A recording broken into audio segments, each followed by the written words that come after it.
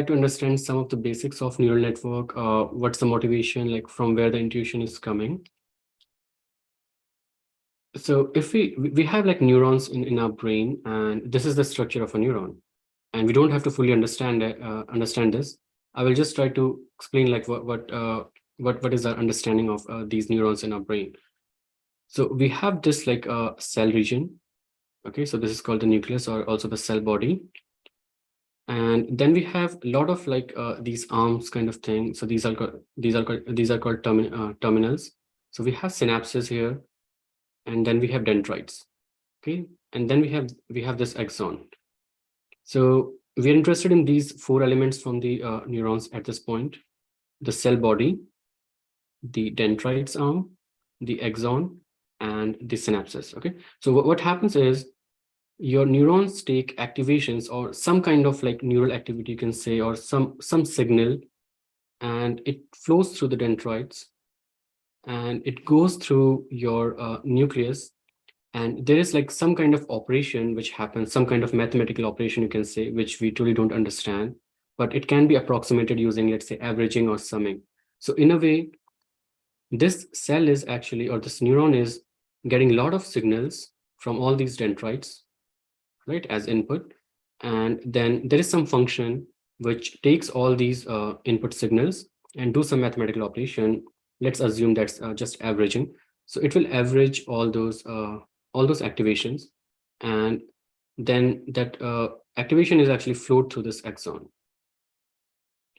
And what will happen if we receive like a very high activation function, or you can say like a very strong signal from these dendrites, then the signal will flow, and then it will be passed to a different cell or a different neuron. And this happens like through this synapses. Okay, and if the activation is not high, I mean it's very weak, then it won't pass through, or it won't flow through this axon. So that's like a very basic operation which happens in our neurons, and that's the basic intuition of neural network as well. Okay, so the brain is composed of like several neurons, and as I said, like they receive input from the dendrites, these arms over here, and approximately it's like summed at this region. And if it exceeds like some kind of threshold, then it will pass to the next set. Otherwise, there will be no neural activity.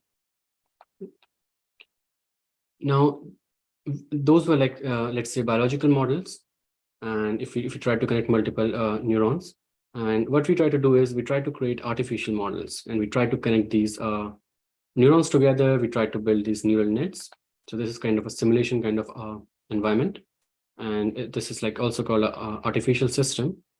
Okay, and the idea is, with this very simple operation where the neuron is actually taking signal from like multiple locations and performing very simple operation, and then deciding whether to pass forward this signal or not, this simple operation can actually help you build very, very sophisticated computational models. And that's how you build your neural networks. Okay? And the idea is to approximate human brain, but again, that's a goal. I mean, we are not anywhere close to that. So let's try to compare like some of the statistics from human brain and the computer we have. And some of these might have changed today because the field is progressing so fast. But of course, like from the left column, like the properties of the brain, it won't change. It won't change because it's based on like our understanding of our brain. So we roughly have 200 billion neurons and 32 trillion synapses. And comparing that with a computer system, your neurons is like same as the RAM you have, all right, which actually used to perform processing or any kind of computation. And 1 billion is like roughly a number. I mean, it can be much higher or much smaller depending upon what kind of device you have. And you can have trillions of bytes of disk space where you store your information.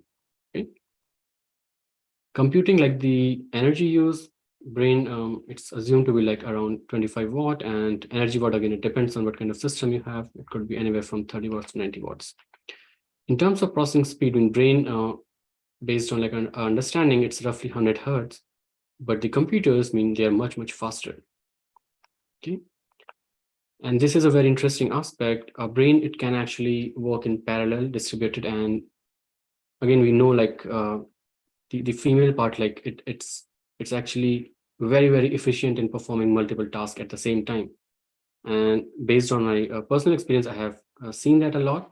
And males, like the male counterparts, it's not that easy. I mean, usually we focus on one thing and then we don't know what's happening in our surroundings. On the other hand, computers, like it's always serial, it's centralized system. There is one system which actually which tries to control everything. Okay, so it's not distributed or parallel. Brain is like fault tolerant, and if something goes wrong, I mean, we can still handle it. Okay, we can easily do the damage control, but in case of computers, it's very hard to make them fault tolerant. Brain, of course, we know it learns. It has some kind of learning capability. Computers, we are still like going in that direction, but we can't really say that it's learning or what exactly is happening. Okay, so we have intelligence. The brain is actually conscious.